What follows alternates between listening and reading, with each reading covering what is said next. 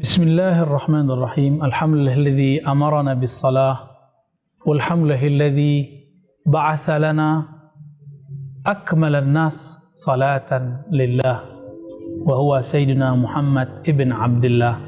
Amma ba'du, Allahumma salli wa sallim wa barik ala sayyidil wujud sayyidil musallin sayyidina Muhammad wa ala alihi wa ashabihi ajma'in. Sahabat-sahabat yang mulakan Allah, apakah benar setelah bermakrifat, setelah mengenal Allah, kita tidak perlu lagi sholat? Kata orang tertentu, untuk apa sholat? Allah kan sudah ada dalam diri kita. Kalau sholatnya baru ruku sujud, itu belum sholat. Apakah betul demikian? Teman-teman yang mulakan Allah, bukankah Rasulullah atqan nas? Nabi itu orang a'rafun nas, paling bermakrifat. Dan kita tidak menemukan riwayat bahwa beliau meninggalkan sholat sampai hayat beliau. Sampai hayat beliau berakhir. Maka apabila kita memperhatikan banyak ayat-ayat Al-Quran, kita dapat memahami bahwa di dalam Al-Quran, surat Thaha ayat 14, coba lihat bahwa ma'rifat, akhir ma'rifat adalah sholat. Allah berfirman, berkalam kepada Sayyidina Musa. Apa kata beliau? Innani anallah la ilaha illa ana. Sesungguhnya aku adalah Allah, tiada ilah, tiada yang berhak disembah kecuali aku.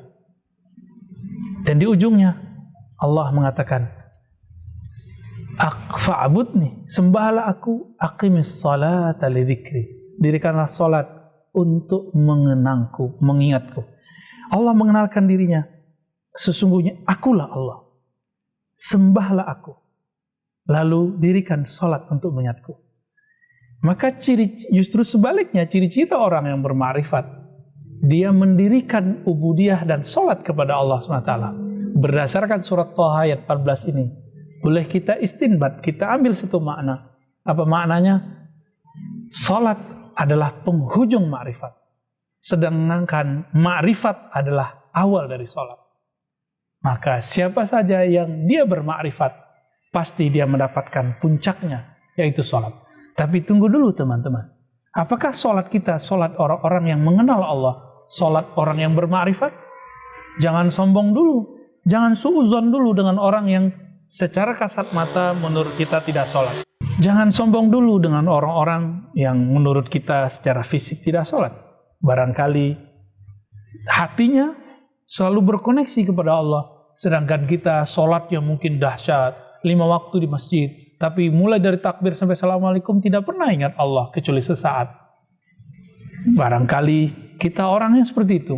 Maka jika kita melihat seseorang secara kasat mata tidak terlihat sholat di masjid bersama kita, belum tentu dia tidak sholat. Barangkali dia mengikuti manhaj khalwat Imam Ghazali. Imam Ghazali mengatakan, jika seseorang takut riya atau khawatir dengan kasaf-kasaf yang berbahaya, karena ada orang tertentu jika dia dibukakan mata batinnya oleh Allah, dia melihat manusia dengan karakternya. Jika karakternya karakter tamak, terlihat seperti babi. Jika karakternya galak, bengis, maka terlihat seperti si guguk, anjing. Maka orang-orang ini diperkenankan oleh Imam Ghazali untuk sementara waktu sholat sendiri, bukan sholat berjamaah. Ini fikih Imam Ghazali yang tidak disepakati oleh Imam Ibnu Salah dan imam-imam yang lain. Imam Subuki juga menolak hal ini. Tapi saya memahami bahwa ini bukan masalah benar dan tidak benar. Ini adalah masalah perbedaan peralihan kondisi. Maka, jika kita melihat ada orang yang dianggap ahli ma'rifat, terlihat dalam kasat mata kita tidak sholat, belum tentu dia tidak sholat. Mungkin kita yang merasa sok sudah sholat. Maka teman-teman, mari kita gabungkan makna ayat tadi, bahwa surat Thaha tadi menyatakan Allah mengenalkan dirinya kepada Nabi Musa. Setelah mengenalkan dirinya, puncak dari pengenalan itu adalah beribadah lalu mendirikan sholat. Maka pengenalan ma'rifat tanpa ibadah dan sholat adalah kebatilan yang mutlak. Sebaliknya juga, orang-orang yang sholat tapi tidak mengenal Allah, itu sholatnya juga tidak bermakna, mardud indallah, tidak diterima di sisi Allah SWT. Maka kita menuduh diri kita, jangan-jangan sholatku belum khusyuk. Tidak sibuk memandang orang lain, menjadi juri orang lain. Lalu bagaimana dengan orang-orang yang dia sholat karena mungkin kata dia di ahli ma'rifat, lalu dia sholat cuma beberapa waktu. Mungkin hanya 3 waktu atau 2 waktu atau sewaktu saja. Oh, orang seperti ini wilayahnya berbeda. Ini tidak termasuk kepada wilayah ma'rifat. Ini ada perbedaan fikih. Fikih antara Ahlus Sunnah dengan kelompok Syiah Imamiyah. Mereka memang berbeda dalam waktu sholat dengan kita. Mereka mengambil zahir ayat yang ada dalam Al-Quran, aqimis salata liduluki syamsi, sampai akhir ayat. Dirikanlah sholat ketika matahari mulai menyingsing, yaitu zuhur dan asar. Ya.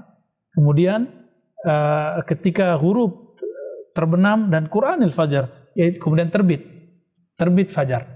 Disebutkan di sana cuma 3 waktu. Di ayat yang lain disebut tarafain nahar wa zulafan minal lail. 2 ujung siang, awal dan akhir siang. Kemudian zulafan artinya waktu yang dekat dari malam. Maksudnya maghrib dan isya. Ini menunjukkan bahwa ada penafsiran di luar sana yang menafsirkan bahwa sholat itu 3 waktu. Tapi dalam periwayatan ulama Ahlus Sunnah yang kita ikuti, Nabi SAW pernah melakukan 2 hal. Pertama, Nabi sholat di awal waktu. Maka beliau sholat terlihat 5 waktu pas. Zuhur, asar, maghrib, isya, subuh dengan waktu yang berjarak. Tapi di riwayat berikutnya, Sayyidina Jibril mengajarkan kepada Nabi agar sholat di ujung waktu zuhur, di awal waktu asar, di ujung waktu maghrib, di awal waktu isya, dan di ujung waktu subuh. Sehingga terkesan yang disebut dengan jamak suri, terkumpul secara zahir, tapi sebenarnya waktunya tetap 5. Seakan-akan waktunya 3. Inilah kemudian yang diabadikan dalam sholat rukhsah yang kita sebut dengan sholat jamak.